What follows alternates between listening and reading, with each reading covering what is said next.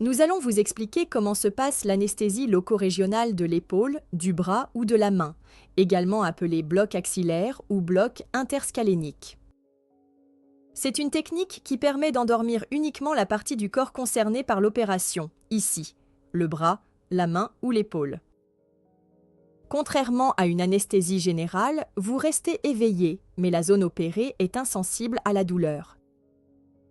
Comment se passe cette anesthésie en pratique? Quand vous arrivez au bloc opératoire, nous vous installons confortablement et posons une perfusion au bras opposé. À l'aide d'un appareil d'échographie, nous repérons les nerfs au niveau de l'épaule, du cou, du bras et ou du poignet.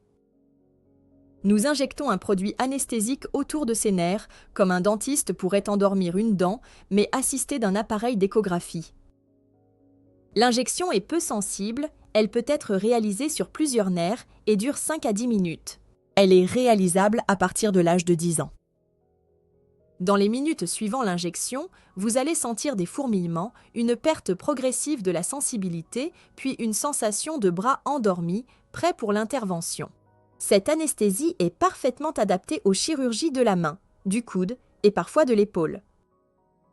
Le médecin qui assurera l'anesthésie ne sera pas forcément celui que vous aurez vu en consultation, mais disposera de votre dossier médical. En cas de nécessité, il pourra être amené à modifier la technique prévue initialement et vous en informera, sauf en cas d'urgence.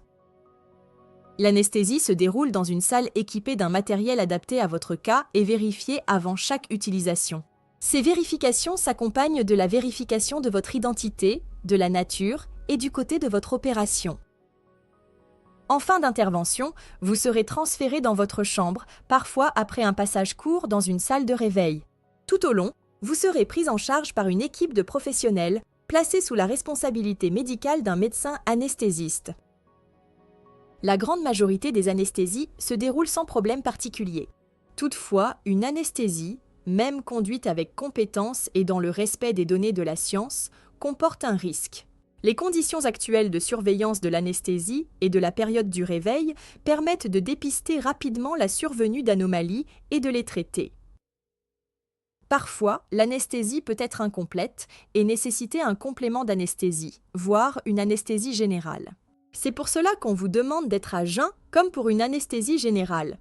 Il peut arriver que des fourmillements ou une faiblesse musculaire persistent temporairement après l'intervention.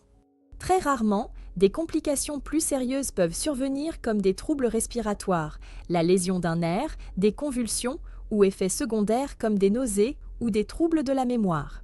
Rassurez-vous, ces complications sont très rares et tout est mis en œuvre pour garantir votre sécurité. Après l'opération, votre bras restera endormi pendant plusieurs heures, voire jusqu'à 1 à 2 jours selon le produit utilisé. Pendant cette période, votre bras sera placé dans une écharpe pour éviter tout mouvement involontaire ou blessure. Vous pourrez rentrer à la maison même si le bras est encore endormi. Si l'anesthésie dure plus longtemps que prévu ou si vous avez le moindre doute, contactez rapidement votre chirurgien ou l'équipe d'anesthésie. Merci d'avoir regardé cette vidéo et à très bientôt.